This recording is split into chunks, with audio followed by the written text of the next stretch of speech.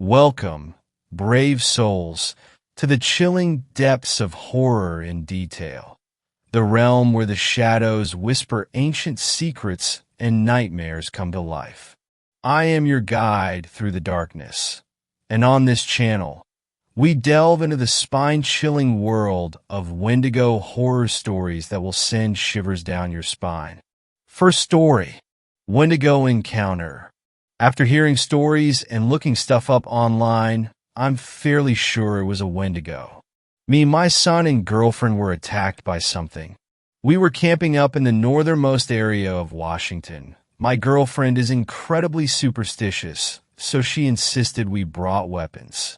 So I had my combat knife and a 12-gauge shotgun, and she brought a .22 rifle alongside a newly sharpened machete. Our son was just 3 years old at the time. She and I were set on edge from a park ranger, who seemed very tense and uneasy, who stopped us and instead of confiscating our weapons told us to be careful and stay safe, then sent us along our way to the camp. When we got there, we were informed that several visitors had spoken about some unnatural noises and a pale creature that would mimic voices and sounds of people who weren't talking or seeming to be distracted. I laughed and put the idea out of my mind, thinking to myself there's no way. They're fucking with us. But I knew better. So we then reached the area we were going to set up camp. We immediately got a fire ready to light and set up our tent and bags. I fed my son as my girlfriend ate a snack. We decided to get a lay of the area, so me and my girlfriend hiked around for about an hour or so. I had one of those baby-carrying backpacks, and my son started to get real heavy. Everything seemed normal until I saw something down the almost path we were on. We walked closer to investigate and saw drag marks. It looked as if someone had killed a buck. There was a whole outline in the dirt with a small dried pool of blood, as if someone grabbed it from the antlers and pulled. That wouldn't be possible for any man to do.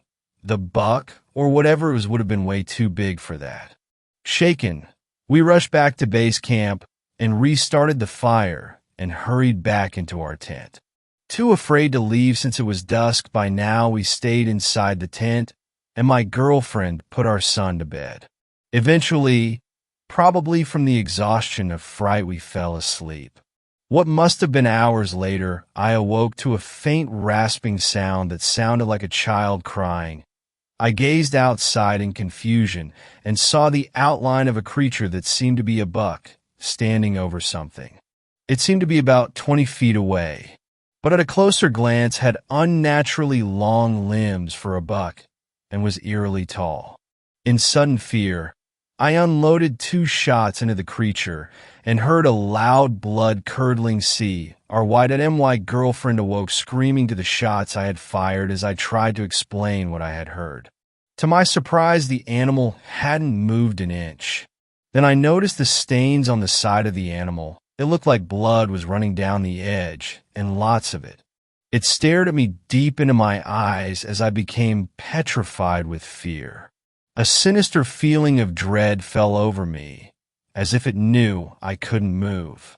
I thought to myself, what if it starts to bolt towards us? Just then, this tall, decrepit demonic thing seemed to whisper something. I couldn't exactly tell what it was saying, but it seemed to have said, "I need more. Children." My girlfriend screamed, asking where our son was. We blacked out. In the morning, we awoke to park rangers at our campsite. We didn't see our son anywhere. We told the rangers that he was missing, and they started a search party. I explained what had happened, and strangely, they seemed to believe it. The one who seemed to be older by at least a decade pulled along the one we met earlier and whispered in his ear. I only heard a single line, and I'm not even sure if what I heard was correct. It sounded like he said, "It's getting bolder."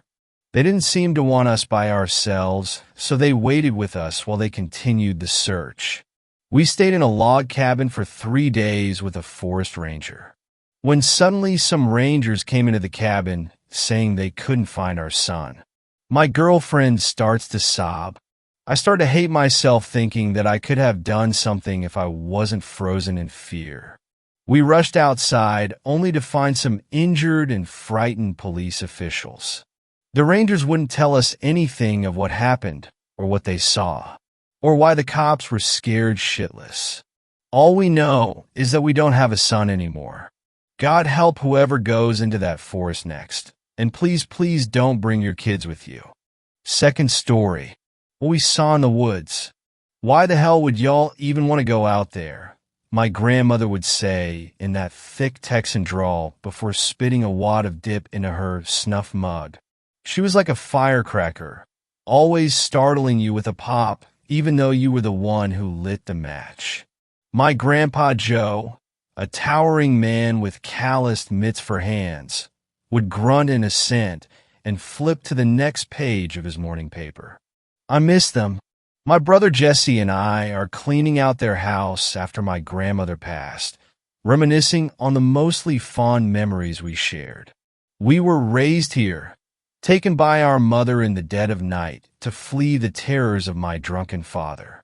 My father wouldn't find us in the vast countryside of Texas, and if he did stumble upon the needle in the haystack, he would have to answer to Big Joe, who preferred to settle disputes with his fists.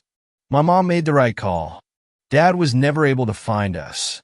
Too many tiny towns like the one we escaped to. But if there's anything I've learned, the most evil things can happen in the smallest places. My grandparents left us the house, reopening a chapter in our lives that we desperately wanted to keep closed. I put it on the market and received a quick and generous offer, but only for the land. The house would be demolished, and our memories would be buried under wood and rubble. I think we'd prefer it that way.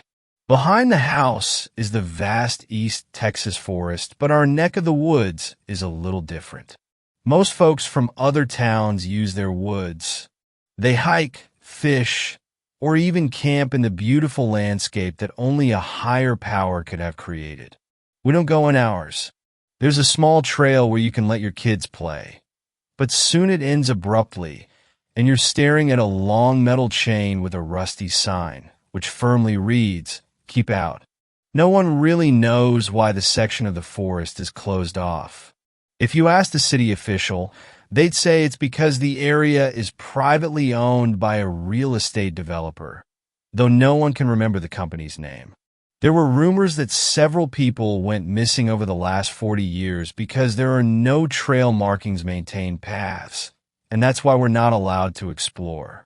There were also whispers that a commune of Pentecostals resided deeper into the forest, and that they valued privacy and the Second Amendment.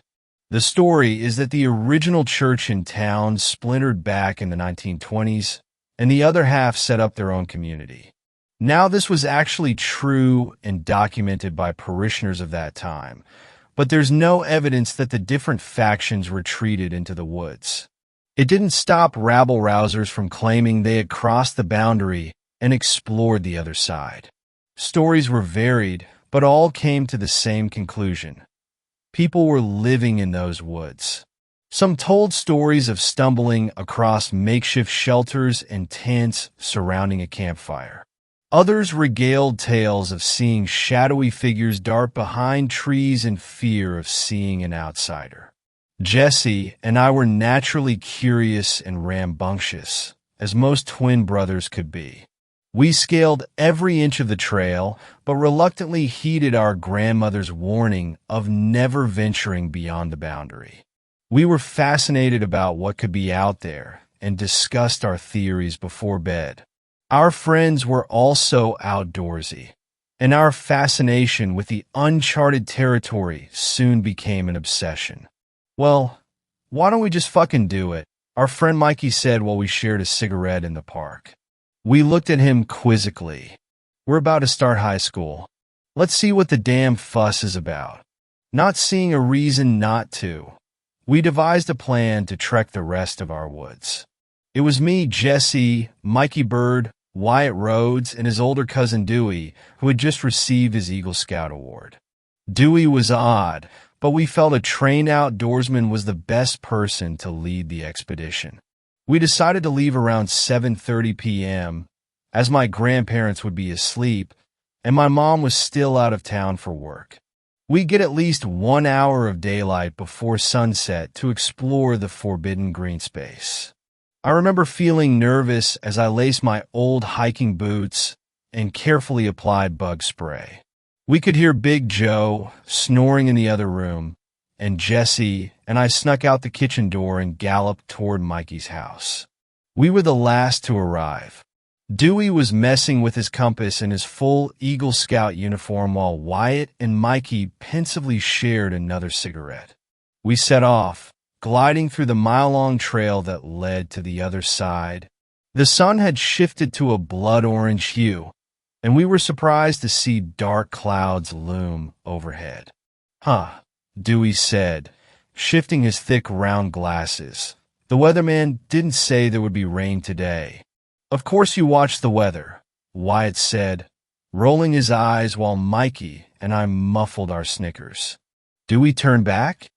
Jesse asked before I reminded him that this might be our only chance. "Mom will be back in town next weekend. I ain't afraid of no rain," Mikey declared. The rest of us agreed and soldiered on to the rusty sign, stepping over it with ease. Jesse crossed last, and like clockwork, rain began to putter down from the sky. It was a light summer rain, hot to the touch and more pungent. None of us were particularly concerned until we heard a rumbling that sounded like thunder. I could tell D-Way was nervous, moving away from the tall southern oaks whose branches looked like arms trying to grab you. The sun was now entirely invisible, and we would not see it again until tomorrow. A feeling of unease loomed over us. It was hard to describe the other side. It looked exactly like any other part of the woods, but it felt odd. The trail leading up was teeming with the sounds of nature, from birds or other woodland creatures. But this part of the forest was silent, minus the rain. I kept looking over my shoulder as I swore I could see shadows darting in and out of my peripheral vision. "Holy shit," Dewey stopped us. "Look." In the distance was what looked like a church spire, though it was decayed with large chunks of wood missing. It was enormous and stared back at us over the tree line. "Looks like there was a church after all," Jesse said. "We should probably go," Dewey responded with his voice quivering. "They said those folks have guns?" "Oh yeah? Well, check this out," Mikey said while pulling out a gleaming silver pistol from his backpack. "Nabbed this from my dad's closet. I'll show them this if they try and fuck with us." We all immediately began arguing and cursing at Mikey for doing something so reckless. Wyatt started to turn back, but something made him stop in his tracks. We looked in his direction and saw something at the top of a hill. It was a man, or at least it looked like a man. I couldn't really make out his face, though it appeared to sag and stare at us in a slack-jawed gaze. Mikey, the idiot he was, flashed his gun at the strange figure. The man seemed to glance at the weapon and sauntered back behind the hill, out of sight. Mikey smirked, "Take that, you bitch." But to our horror, the man reappeared and charged toward us, tumbling down the hill while moaning from his open mouth. As he got closer, I saw that he was missing an eye. Mikey fired the pistol, but the shot was so loud that he dropped it in shock. The man barreled into us and knocked down Mikey while grunting and screaming from his mouth, wailing his arms on Mikey's body like a prehistoric primate. Dewey picked up his walking stick and smacked the man in the face before we darted deeper into the forest.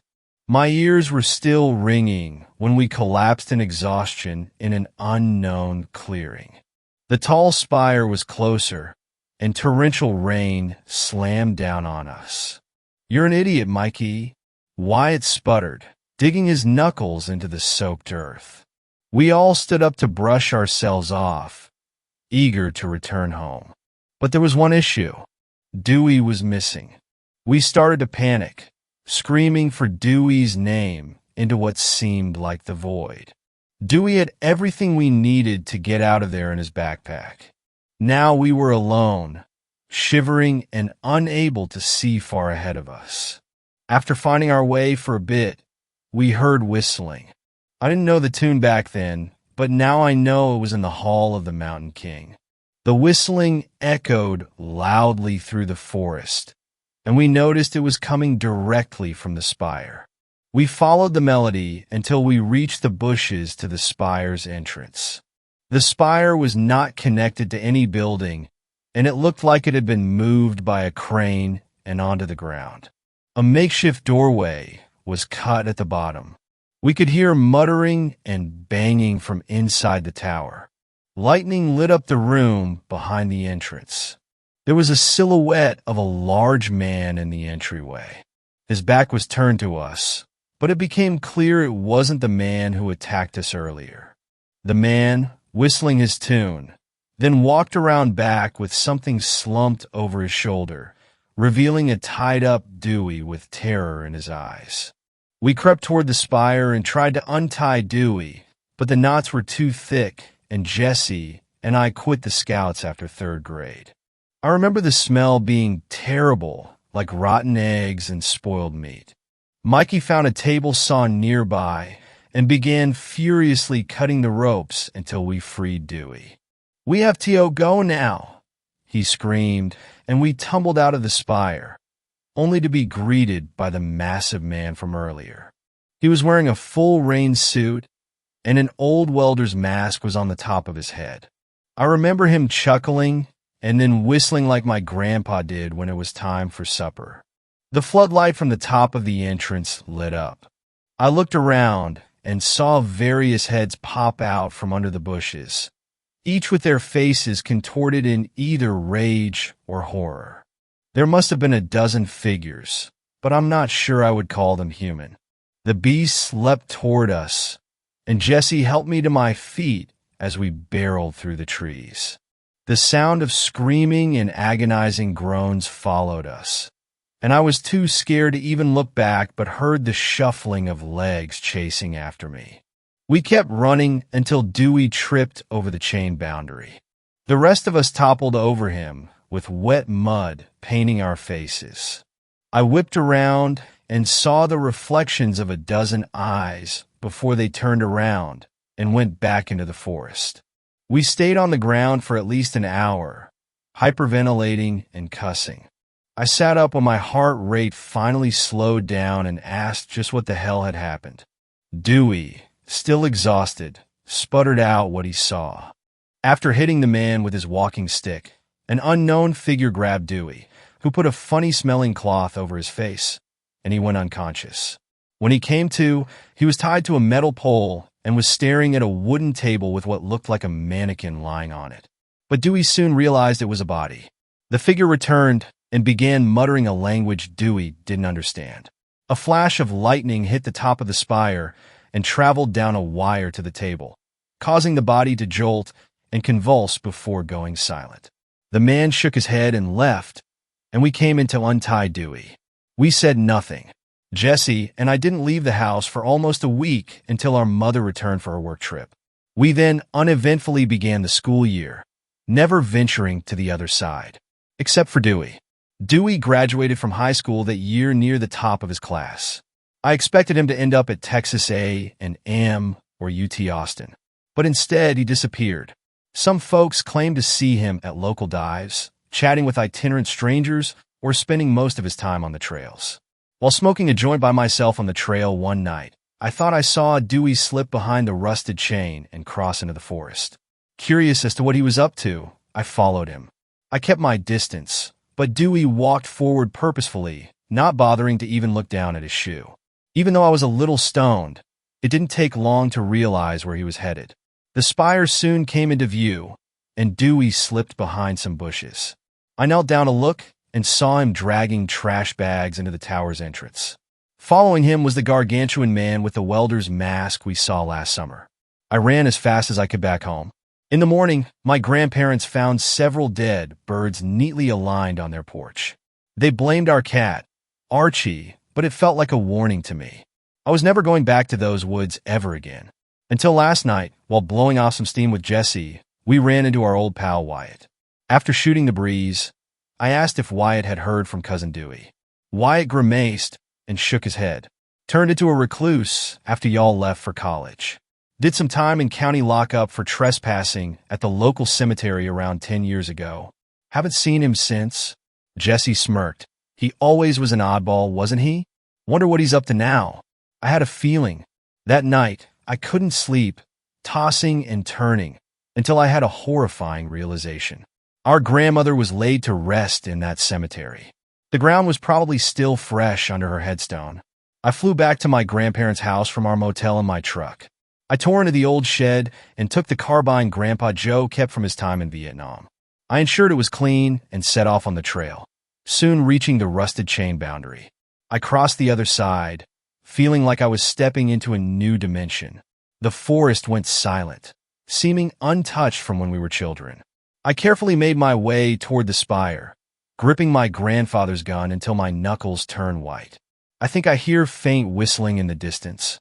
I know I am being watched. I know I am being followed. Third story. Whistler or Wendigo in Georgia. It's been almost 2 years, and I still can't get it out of my head. That whistle.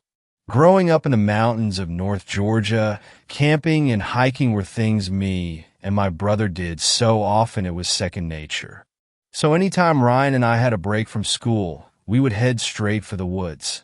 We packed our gear, let our parents know where we were going, and that was that, no questions asked. We decided to camp about midways through Jack's River Trail in the Cohutta Wilderness, and it's a trail we knew fairly well, as we had used to a few times before to practice long hikes. We arrived at the trailhead around lunchtime, parked the car, got our gear out, and headed into the woods. We passed a few hikers as moved along, and asked them how the trail looked, and the answer was always the same, wet. Jack's River Trail probably crossed the river 50 times as it went along its 17-mile-plus journey, and with the colder temperatures of late fall settling in, it was harder for the trail to stay dry. We moved deeper into the trail and started to look for a place to make camp. This is where Ryan and I made our first mistake. You see, Ryan and I have this rule. We don't camp near people if at all possible. Call us paranoid, but the last thing we want is for someone to drag us out of our tents and into the woods never to be seen again. So we always camped a pretty decent ways off of the trail and in the area that wasn't popular with overnight camping. Roughly 2.5 hours or so, we found what we thought was the perfect place to set up for the 2 nights that we would be out. We came up to Horseshoe Bend and ventured about half a mile off the trail into a clearing and set up. We built a teepee fire lay for that night and pitched our tents on either side.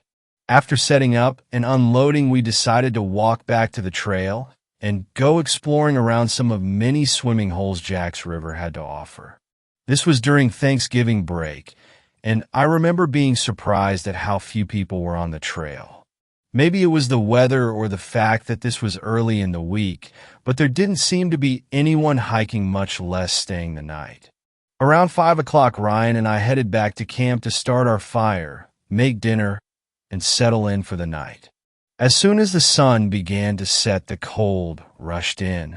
We added more wood to the fire, sat close, and just enjoyed conversation. Ryan was 2 years behind me in school. I was a senior and he was a sophomore, but growing up we had always been close. We always hung out in the same groups, played the same sports, had the same hobbies, etc.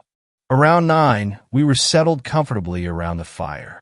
I had just texted our mom to let her know we were safe and getting ready for bed, and I remember we were talking about dreading going to our grandparents' house for Thanksgiving and having the same awkward conversations we had each year with family we only saw on holidays when things started to get strange.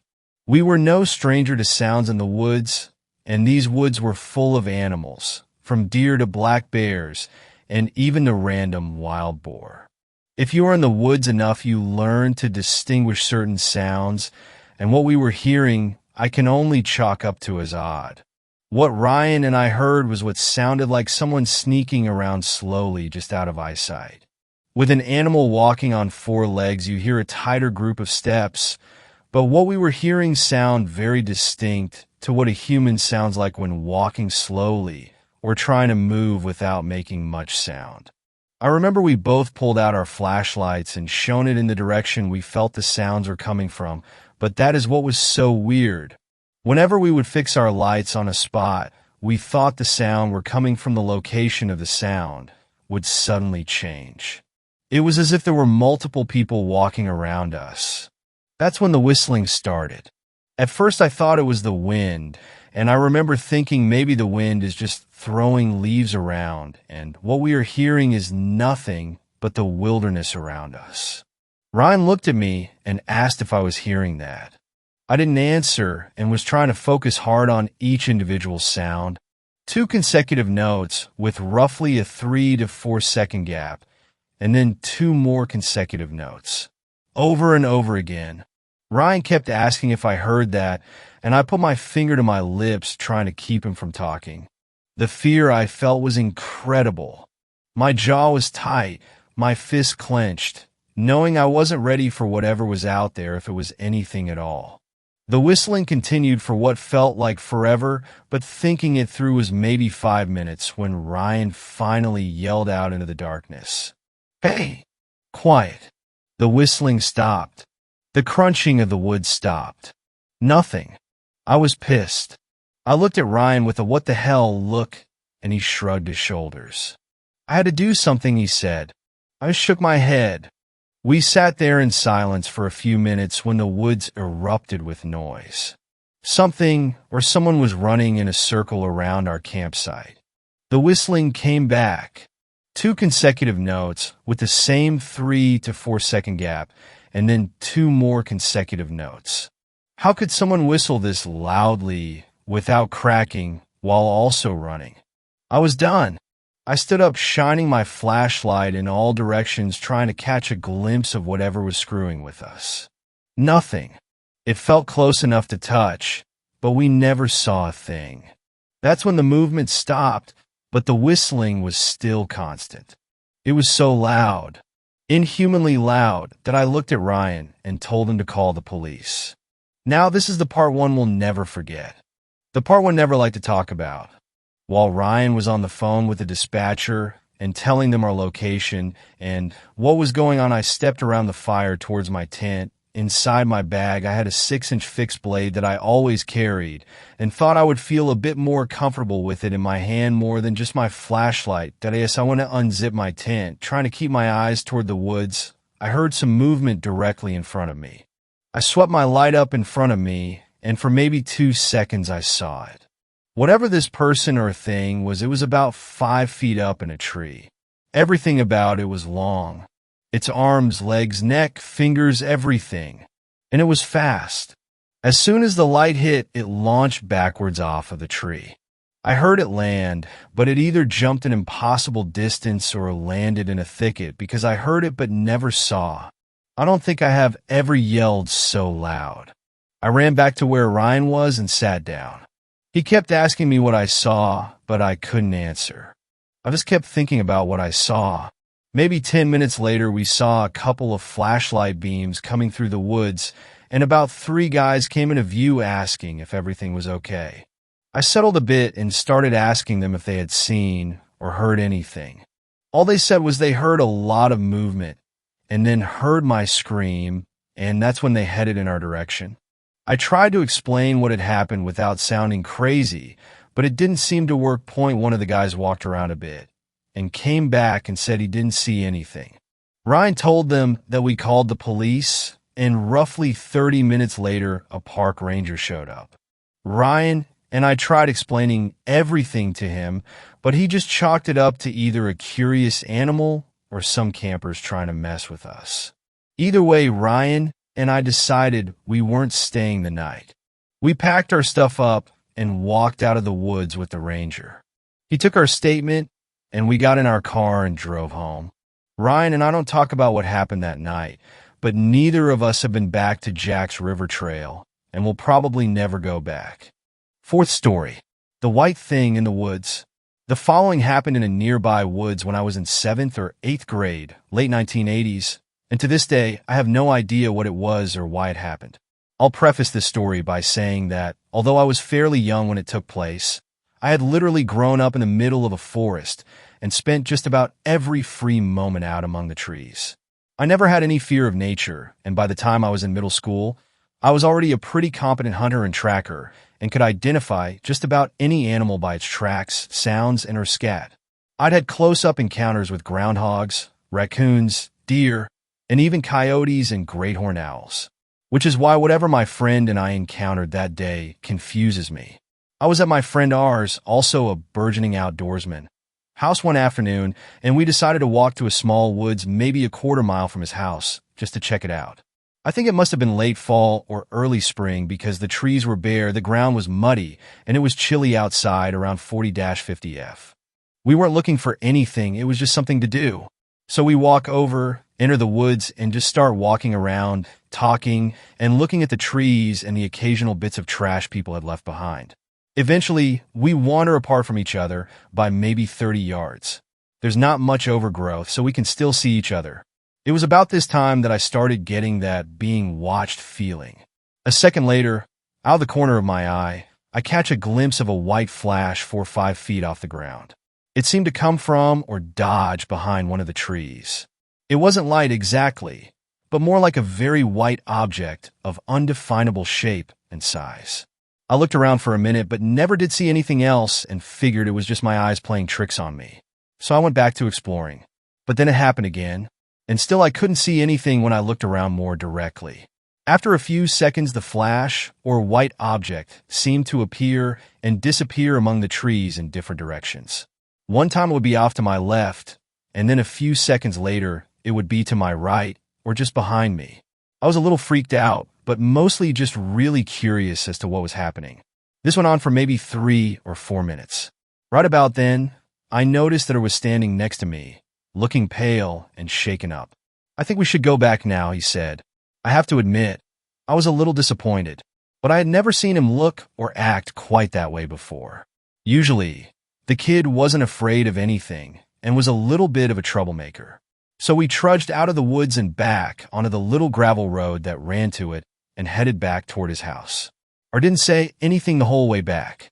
When we finally got back to his house, we went to get a snack, and as we were standing in the kitchen, I just briefly asked him, "So, out there, did you see some kind of white thing?" Because I kept, almost immediately, he cut me off. "Yeah, I don't want to talk about it." Again, it was a response that was very out of character for my normally tough-talking friend. A couple years later, I, and another friend would be on a late-night walk, get mistaken for burglars, and have a gun pulled on us. Even after being threatened with a firearm, he was never this quiet or freaked out. So I dropped it. I still see her occasionally, but we've never talked about that day again. And in decades of rambling around every sort of woods that I can find, I've never encountered anything like that again either. Nothing has ever felt or looked like that. Not birds, bears, mountain lions, or anything else. Fifth story. My son brought something home from the woods. My husband and I always wanted our son to be adventurous. We wanted to watch him grow up asking questions about everything, seeking out answers, and looking for adventure. It seems like whenever parents have a deep desire for how they want their children to be, their children instinctively know and go the complete opposite direction. As Sam grew up, he became very introverted and would actively ask when it was time for bed. He loved to sleep, and our doctor gave a lot of explanations. All the illnesses had been checked and crossed out before he said, "I think he just likes to get away from reality. He likes his dreams more than he enjoys life." This was at the age of 8. This actually depressed us as parents. What could be so wrong, so uninteresting about his life that he would come home and just sleep? The doctor recommended that we plan family activities that were geared towards him as a way to engage him in life. Give him something to be excited about after school, So, for our very first trip, we decided we would go on a hike. The mountains were about an hour away, and we considered this a mild introduction to our new family habit. When we told Sam where we were going, he was ecstatic. We knew then that hiking had been the right activity. On Saturday, we threw together some backpacks, lunch, water, and even a magnifying glass so Sam could inspect everything closely. He was so excited the entire way there. We were all thrilled. When we parked at the trailhead, Sam leapt out of the car and almost ran up the trail without us. I had to call him back so we could keep an eye on him. The hike was short, maybe half a mile, but Sam tried to run it like a marathon. We kept calling for him to come back and check out this bird, or this butterfly, or the log that looked like a grandpa's face. He would come and look to humor us, but then run ahead. Eventually, we gave up trying to point things out and let him just run through the woods. We were pleased that he had taken so well to the trip. For once, Charlie and I felt like we knew what we were doing as parents. Anyone who's a parent knows how that feels. We got to the end of the trail and ate our lunch. We were at a ledge along the mountain that was more like a hill. The sun was high overhead, and we could see over the trees for miles. Sam quickly downed his lunch, and we let him run off into the trees. Not too far, I warned him. He obeyed, and we could always see him. From the rock where we sat, I watched Sam while Charlie went to the bathroom. I watched Sam pick up sticks, swing them at bushes and tree trunks until the stick broke, then pick up another one. He picked one up that was too short to be swung, but he smiled wide at it and ran around with it in front of him, using both hands. Finally, he ran over to me and said, "Mom, feel this stick. It feels so cool." "Oh yeah." I grinned, taking the stick from him. It was in the shape of a Y, and when I grabbed one of the sides of the Y, it was perfectly smooth. It looked like someone had taken a knife and whittled a bigger branch down into this smooth, slingshot-shaped stick. The two sides of the Y were curved, almost like bicycle handlebars. "That's very smooth," I said to encourage him. He looked at me funny, then ran back into the woods to keep playing. We packed up lunch, stuffed everything back in the backpacks, and announced that we were ready to hike back. Sam came back without a fuss, and we began walking down the trail. Instead of running ahead, Sam lagged behind, still clutching the Y stick. He held it in front of him with both hands as before and was swinging it around slowly, as if it were a magnifying glass and he were searching for something. "Come on, Sam," Charlie encouraged gently when he stood in one place for too long. We both had to stop because he had fallen so far behind. He was pointing his stick into the trees, arms outstretched. He kept looking from the stick to the trees, as if trying to line something up. We both waited patiently for a few seconds, but the heat was getting to us, and we were ready for an air-conditioned car. "Sam, honey, let's go," I called. "Okay." He called back but didn't move. Charlie sighed and walked back to him. He put his hands on both of Sam's shoulders and guided him down the trail. The whole time, Sam kept both hands firmly on the stick and tried his best to point it back towards the trees where he'd been looking. He didn't point it towards where he had been standing, I noticed later, but at a spot past the trail and into the trees. Always at one position. Charlie finally got him to where I was, and we kept walking. Sam eventually stopped pointing his stick and instead kept it down in front of him, both hands still being used to hold either side of the Y. We drove home, pleased that Sam was taking home a souvenir. Our day trip had worked. He was getting involved with life. We were one step closer to our adventurous son. Over the next couple of days, lots of things started happening. They all seemed disjointed and not connected in the moment. Later, memory would connect them for me. Sam went back to his sleeping routine. He would come home from school, go into his room, and play for a bit by himself while dinner was being made. I got him to work on homework, then served dinner when Charlie got home. After that, he went straight to bed by his own choice. This wasn't abnormal for him, so I wasn't any more concerned than usual. A few nights after we got home, I noticed that Sam's bedroom light was on even though he'd gone to bed hours ago. His door was closed, so I went to go and turn off his light for him. I figured he might have left it on when he fell asleep or something. The second I opened the door, Sam leapt off the floor and jumped into bed, like he knew he was in trouble. It was only 7 in the evening. I wasn't about to yell at him for not going to bed when he said he was. His rapid jump into bed had me worried, though. "Sam? What's up?" "Nothing," he said in that kiddish tone that screams I didn't do anything. I looked around the room and saw what I always saw. His toys were out and lined up in some game he must have been playing. Nothing was out of place or irregular. "You jumped up as soon as I came in. Anything wrong?" "No." "Okay," I said slowly, unsure of what else to say. He looked at me with untold terror in his eyes. "Are you sure nothing is wrong?" I pressed. "I can hang out with you for a bit if you want." He stared right through me, his eyes wide. It took him a few seconds to reply. "No, Mother, I'm going to bed now." "See, can you turn out the light?" I blinked. He's never called me mother in his life. I should have pushed myself in and sat on his bed and talked until he admitted what was wrong. But I didn't. Charlie called my name, and it distracted me. I wished him a good night, turned off the light, and shut the door. Talking later on with Charlie about it, Charlie thought that maybe he had somehow discovered masturbation, even at his young age. "When you rub around on the floor the right way, it just happens," Charlie told me. Apparently, that was how he had discovered it. So, I chalked the situation up to that. Sam also kept carrying that "why stick around" everywhere. He always kept it within reach. During dinner, he kept it on the table. When I told him that sticks don't belong on the dining room table, he kept it on his chair next to him. He took it to bed and kept it next to his head. He even took it to school. I tried fighting him on it once, but he claimed he was taking it to show and tell. I was about to insist that he leave it home, but he looked like he might cry if I came down for him. So, I let him on the condition that if his teacher mentioned it to me that I'd make him leave it home. He agreed. One day, Charlie was taking out the garbage and the bag caught on the door jamb. The contents of the bag spilled all over the floor, and he quietly cursed and went to get another bag. That was when he found about 20 of Sam's toys in the trash. They varied from stuffed animals to action figures. Confused, Charlie asked me if I had thrown them away or was punishing Sam for something.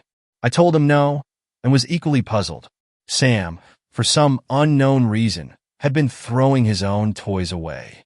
Together, after dinner, we sat down with Sam at the table to ask about the toys. We saw it as a cry for help. "They were selected," he said in response. "They weren't doing a good enough job, so they were fired. Their time was up." Charlie told Sam that we don't throw toys away because they cost money and we don't waste things. Sam nodded, but I saw his hands clutch the sides of the Y stick tightly under the table. He was stressing. Something was going on. We ended the conversation on a light note, and Sam understood why we were upset. He promised not to throw away any more toys, then ran off to bed. I just remember thinking how strange the sentence was. Their time was up. That was an adult's line, not something you hear from kids. Sam's school sent an email to all the parents about 2 weeks after our hiking trip. The principal pleaded with parents to not let their children come to school if their child was sick, as there was a very serious flu going around the school. He even admitted that 5 teachers and 30 students had been sick over the last week alone. I showed it to Charlie, but he didn't find it as weird as I did. "Hand sanitizer breeds super bugs," he shrugged. "Just tell Sam to wash his hands more often." The final straw for me came a few nights later. It was a Wednesday night when I woke up for no reason. Charlie was snoring next to me, but in a lull between snores, I heard a whisper. Fear seized my throat, and I lifted my head off the pillow slowly to peer at the bedroom door. Someone moved in the dark, stumbling along. Someone small and short. Sam. Irritated, I got up and walked to the door. I saw Sam skip away, as if he were crossing a field of spiders and was desperate not to get any on his shoes. "Sam," I whispered, walking out after him. I turned the corner into the family room, but he wasn't there. I heard bare feet race across the kitchen floor, and that made me angry. The little shit was hiding from me. I walked through the family room and noticed that the clock on the wall was way louder than usual. Or maybe I was hypersensitive because I was exhausted. When I entered the kitchen, Sam was facing me. He stood next to the fridge, and the small LEDs on it lit up his expression. He was terrified, and his little Y stick was pointed right at me. "Sam," I hissed in annoyance. "It's late. Go back to bed." "I need water," he said, still looking at me with wide eyes. It was an obvious lie, but one not abnormal for kids caught up past their bedtime. "Okay, then get some water," I sighed. "Can you get it?" he asked, still clutching the stick and pointing in my way. He must have seen my mom look, because he re-emphasized, "Please." I walked forward, and that's when I noticed that he pointed the stick around me. He was pointing at something behind me. I whirled around really fast and stared into the empty darkness of the family room. The clock was still noticeably loud. It sounded like a person saying the actual words. Tick-tock, tick-tock. I looked around the room for a full 30 seconds. Nothing moved. "What are you doing up, Sam?" I asked, turning back to face him. He looked at me with real, true terror in his eyes. The stick was shaking in his hand. "Sam," I hissed, snapping a little bit. "It's not time yet," he stuttered, barely glancing at me. His gaze was transfixed beyond me. "I'm not ready yet." For half a second, I wondered if he was pretending to sleepwalk. Then I wondered if he actually was sleepwalking.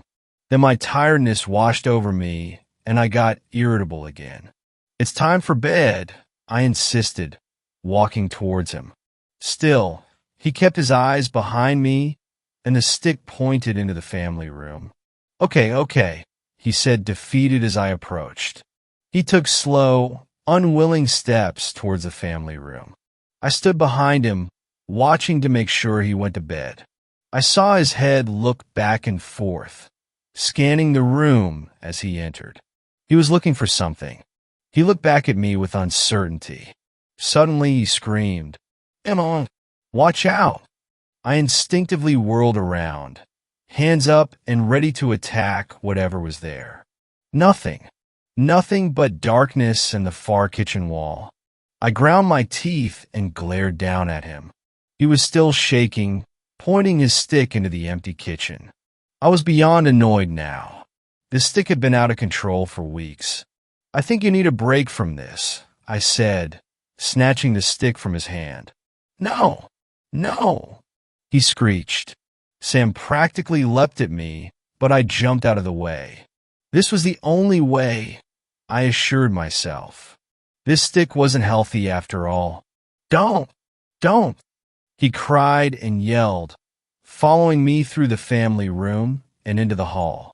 All the attention that he'd pointed into the kitchen was now directed at me. He tried to jump and grab at the stick, but I held it above my head. I felt like a teenage older sibling, teasing my younger brother. But this was necessary. I regretted waking Charlie up, but I pushed my way into my room, tossed the stick onto the floor, and turned back to get Sam out. "Give it to me. Give it to me. Give it to me," he demanded without taking a breath.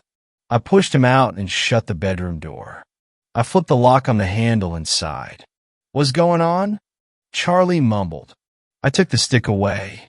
He was playing with it all night. I sighed, coming back to bed. Sam was pounding on the door. I convinced Charlie that we should ignore him, let him tire himself out, and tomorrow we would lecture him. He verbally agreed, though I could sense that he didn't agree inside. It took an hour, but Sam gave up, and we went to sleep. The next morning, my throat felt like I had swallowed sandpaper. The flu. Of course. My stomach rumbled and rousted me out of bed. I found myself starting to run to the master bathroom after my stomach turned nauseous. I puked up spaghetti from dinner the night before. Stumbling out of the bathroom, I had to move aside for Charlie, who couldn't make it to the toilet and threw up into the sink.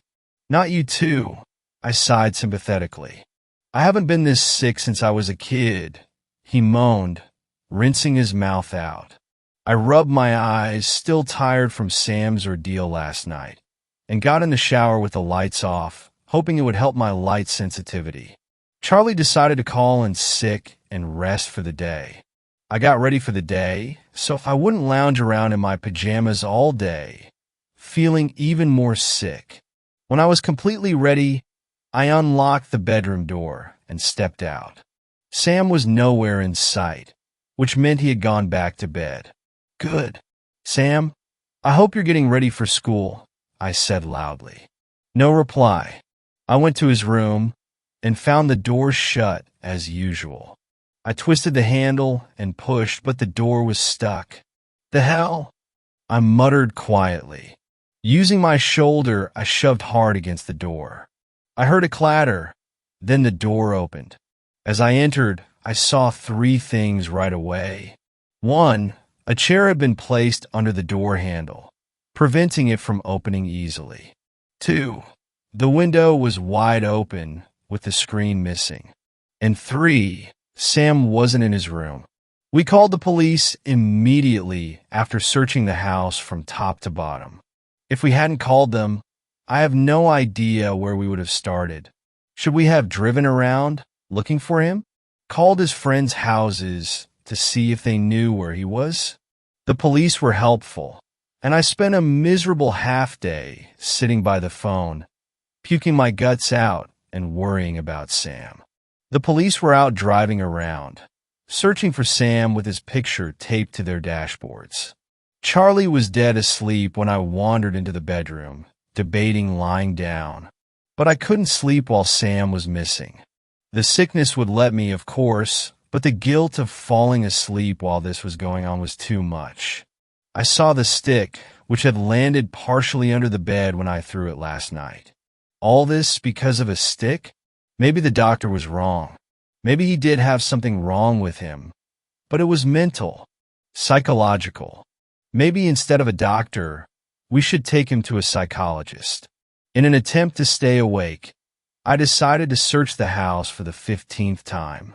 This time, I carried the stick with me. Sam, I said, loud enough to be heard while I walked through the family room, kitchen, and to the stairs. Maybe he was hiding in the storage room downstairs. Maybe behind a few boxes. Sam, I said again, I have your stick. I'm sorry I took it. Please come out. Mommy is really worried. You aren't in trouble.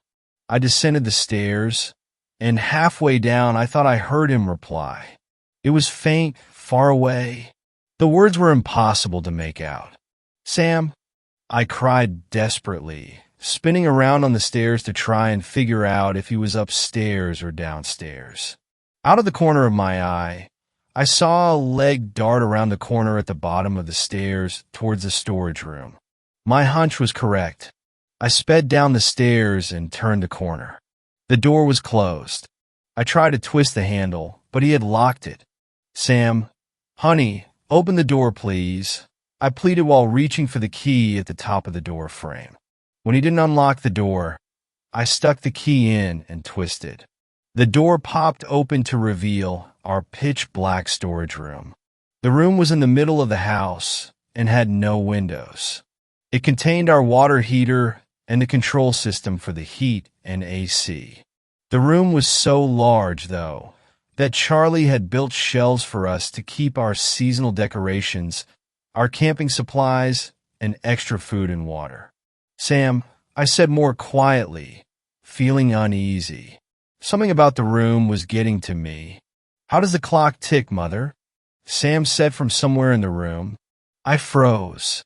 The word mother made the hair on the back of my neck stand up. Something's not right. Something's not right. Sam, see, come on out now, I stuttered. Light spilled in from the doorway, but it didn't illuminate enough of the room for me to search.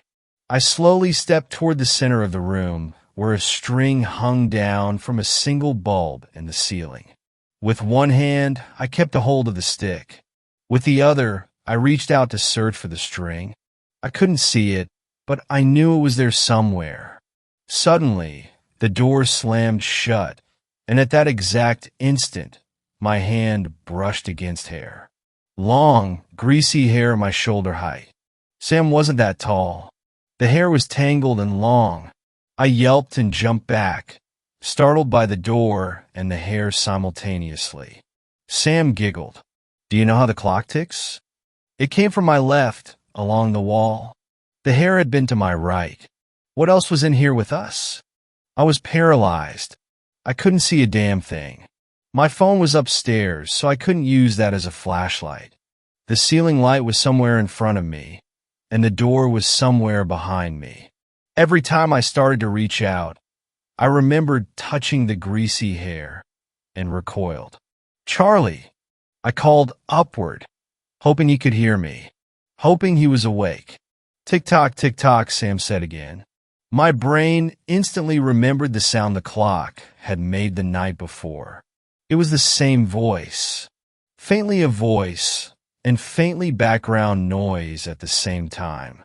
"Sam," my voice hoarsely whispered. I had to throw up again. I swallowed bile and felt one more time for the string.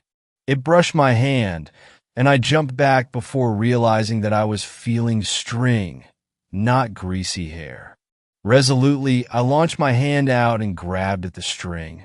It swung into my hand, and I yanked on it hard. The single bulb buzzed to life, and something moved to my right. I screamed at the top of my lungs when I saw white and black.